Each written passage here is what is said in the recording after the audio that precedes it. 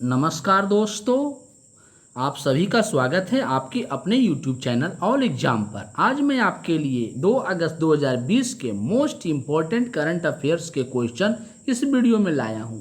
ये सारे ही question important हैं, इसलिए इस वीडियो को आप लास्ट तक देखिएगा। और यदि आप चैनल पर नए हैं तो चैनल को सब्सक्राइब कर दीजिएगा, साथ में बेल आइकन दबाना मत भूलिएगा, ताकि आप लोगों को हमारे सभी वीडियो के नोटिफिकेशन सबसे पहले मिल सके। तो चलिए स्टार्ट करते हैं आज का पहला क्वेश्चन। आज का पहला क्वेश्चन है, हाल ही में राज्यसभा के सांसद और समाजवादी पार्टी के नेता, पूर्व नेता का निधन हो गया था, उनका क्या नाम है? तो इसका आंसर सही है बी, अमर सिंह। अमर सिंह को हाल ही में निधन हो गया और वो समाजवादी पार्टी के पूर्व नेता भी रह चुके हैं।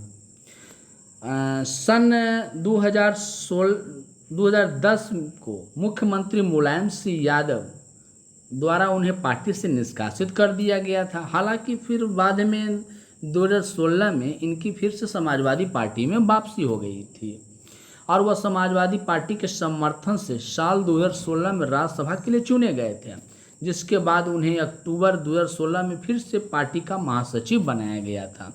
तो आइए अब चलते हैं नेक्स्ट क्वेश्चन की ओर। अगला क्वेश्चन है, हाल ही में किस मंत्रालय ने स्कॉच गोल्ड अवार्ड प्राप्त किया है? तो हाल फिलहाल में ये अवार्ड मिला है जनजातीय कार्य मंत्रालय को। जिस जनजातीय कार्य मंत्रालय को स्कॉच गोल्ड अवार्ड मिला है और भारत सरकार की एक जनजातीय कार्य मंत्रालय है जो डीबीटी के माध्यम से छात्रवृत्ति देने और आदिवासियों को सशक्त बनाने के लिए स्कॉच गोल्ड अवार्ड दिया गया है। इस अवार्ड का विजेता इन्हें चुना गया है और इसका कार्य है आदिवासी समूह को मुख्य धारा में लाना और उसको सशक्त बनाना और डिजिटल इंडिया से जोड़े रखना। और ये पुरस्कार दिया गया वो 66वीं पुरस्कार है। चलिए आगे चलते हैं नेक्स्ट क्वेश्चन की ओर। अगला क्वेश्चन है, रिलायंस पावर और जापानी ऊर्जा प्रमुख ने किस देश में नई गैस आधारित थर्मल उत्पादन परियोजना पर हस्ताक्षर किया? तो इसका सही उत्तर है बांग्लादेश। हाल ही फिलहाल में बांग्लादेश में इस प्रकार का एक नया गैस पाइपलाइन, गैस आधारित थर्मल का उद्घाटन किया गया है। ये रिलायंस के सहयोग से ये कार्य को किया गया है। इसमें रिलायंस और जापानी ऊर्जा का प्रमुख योगदान है। अब यहाँ पर जान लेते हैं कि ये जो पाइपलाइन बिछाया गया है, वो समझौता किया गया है, वो बांग्लादेश के मेघनाथ घाट में एक नई 745 मेगावाट प्राकृतिक गैस संयुक्त चक्र बिजली परियोजना के लिए लगभग 642 बिलियन डॉलर का पूरा वित्त प्रदान किया गया है। यह बांग्लादेश के बिजली क्षेत्र में एक बड़ी परियोजना की सबसे बड़ी स्टार्टअप फंडिंग में से एक है। अब यहाँ पर जिक्र होता है रिलायंस पावर। तो वर्तमान में रिलायंस पावर के अध्यक्ष अनिल अंबानी हैं और यहाँ पर बांग्लादेश की भी चर्चा किया गया है। तो बांग्लादेश के वर्तमान में प्रधानमंत्री शेख हसीना हैं और बांग्लादेश की मुद्रा टका है। तो आगे चल दिए नेक्स्ट क्वेश्चन की ओर। अगला क्वेश्चन है, आइवरी कोस्ट के नए प्रधानमंत्री कौन बने? तो इसका सही उत्तर है हामिद बाकायको, जो हैं हाल फिलहाल में आइवरी कोस्ट के नए प्रधानमंत्री बने हैं।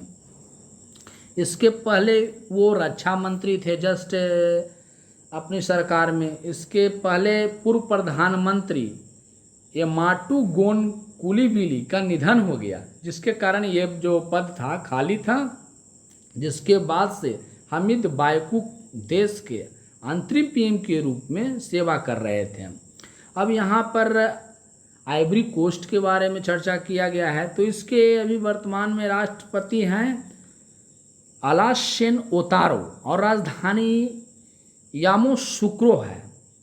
तो चलिए अब अगला नेक्स्ट क्वेश्चन की ओर चलते हैं। अगला क्वेश्चन है, ब्रिक्स पर्यावरण मंत्रियों की 6ठी बैठक की अध्यक्षता किस देश ने की? तो इसका सही उत्तर है डी, रूस।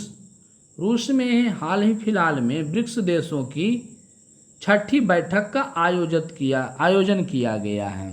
फेस्टिवल रिपब्लिक ऑफ ब्राजीली रूसी संघ, भारत गणराज्य, पीपुल्स पब्लिक ऑफ चाइना और दक्षिण अफ्रीका गणराज्य के पर्यावरण मंत्रियों ने वीडियो सम्मेलन के जरिए इस बैठक में हिस्सा लिया। बैठक ब्रिक्स वर्गीय ग्रुप की बैठक पहले हुई थी।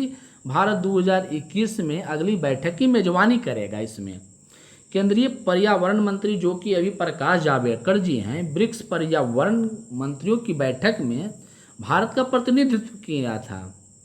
बैठक के दौरान मंत्री 2019 में शुरू किए गए राष्ट्रीय स्वच्छ वायु कार्यक्रम जैसे वायु प्रदूषण को नियंत्रित करना, भारत द्वारा किए गए प्रयासों इत्यादि पर इसकी चर्चा किया गया था। तो अब यहाँ पर रूस के बारे में जिक्र किया गया है। तो अभी रूस के वर्तमान राष्ट्रपति व्लादिमीर पुतिन है और रूस की राजधानी मॉस्को है और ये इसकी मुद्रा रूसी रूबल है। तो चलिए आगे नेक्स्ट क्वेश्चन की ओर चलते हैं। अगला क्वेश्चन है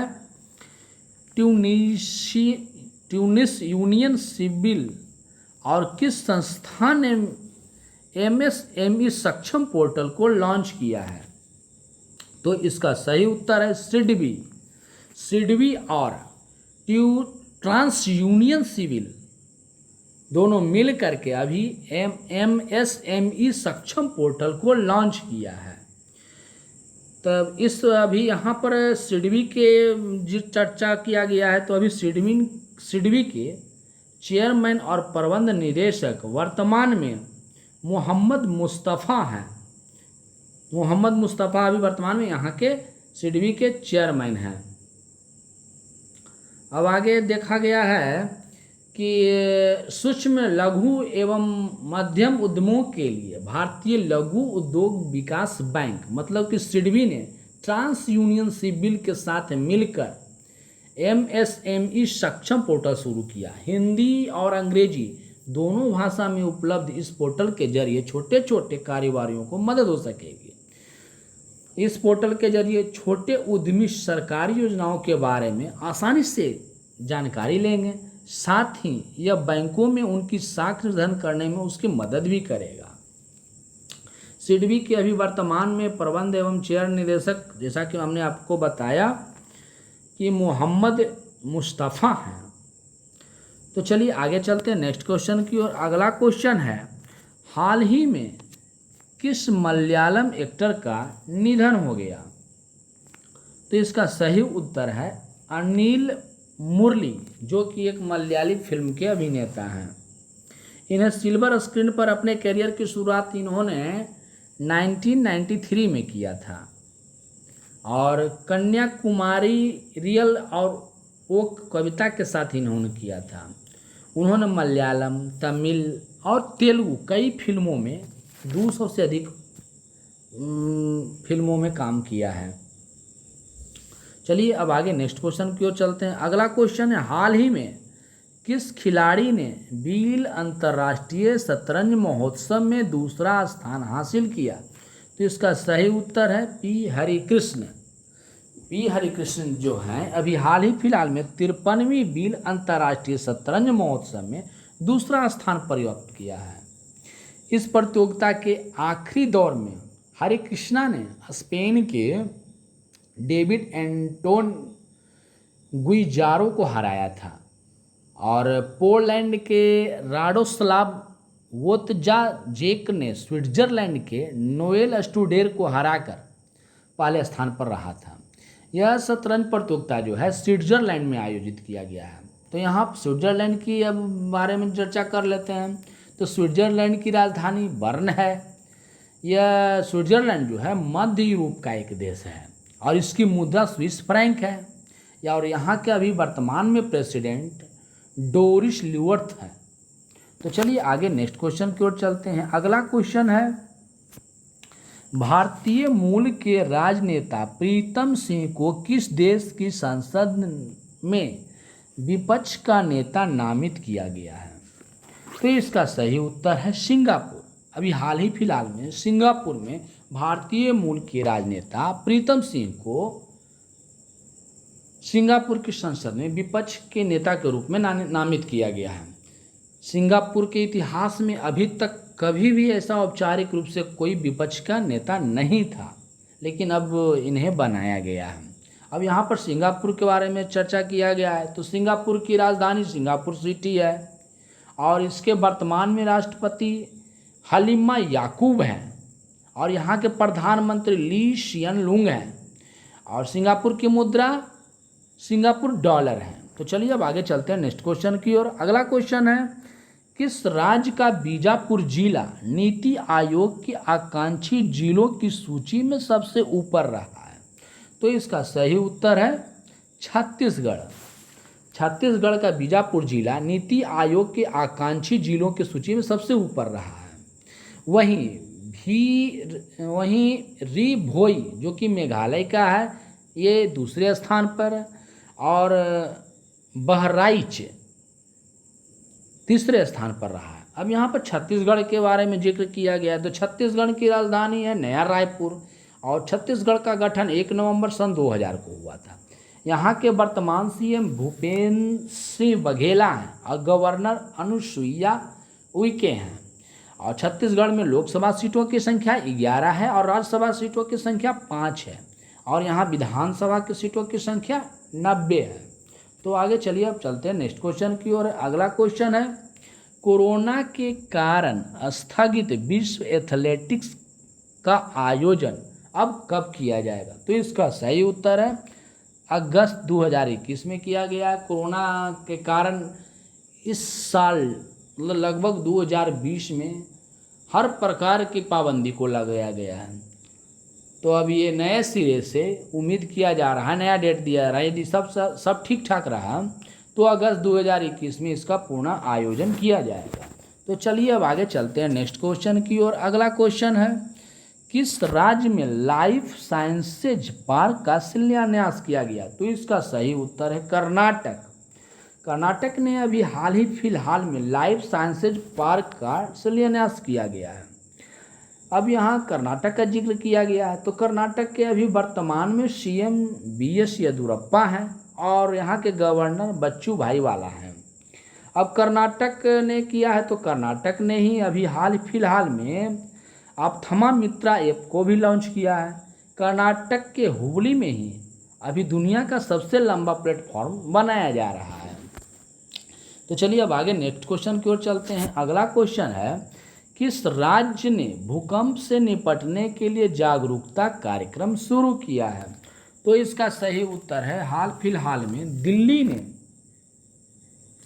भूकंप से निपटने के लिए जागरूकता अभियान शुरू किया है। तब यहाँ दिल्ली का चर्चा किया गया। तो दिल्ली से संबंधित अभी मोस्ट करंट अफेयर्स मैं आपको बता रहा हूँ। तो दिल्ली में अभी फिलहाल में भारत का पहला प्लाज्मा बैंक को खोला गया है। दिल्ली में ही मुख्यमंत्री घर घर राशन योजना कार्यान्वित किया जा रहा है और दिल्ली में ही सुगंधित तंबाकू पर अभी वर्तमान में बैन लगा दिया गया है। तो आज का सवाल यहीं तक रहा। तो अब आज का सवाल है जो कि आप कमेंट करके हमें जवाब दीजिएगा। इंडियन ओवरसीज बैंक के सीईओ और एमडी कौन है? Option A Arvind Kumar Sharma, option B Parth Pratima Sen Gupta, option C Girdhar Armani, option D इनमें से कोई नहीं। तो आप अपने जवाब को इस कमेंट में ज़रूर दीजिएगा। आशा करता हूँ कि आपको वीडियो सही लगा होगा। यदि वीडियो सही लगा है तो इसे शेयर ज़रूर कीजिएगा और चैनल पर पहली बार है तो इसे लाइक ज़रूर कीजिएगा। ठीक है।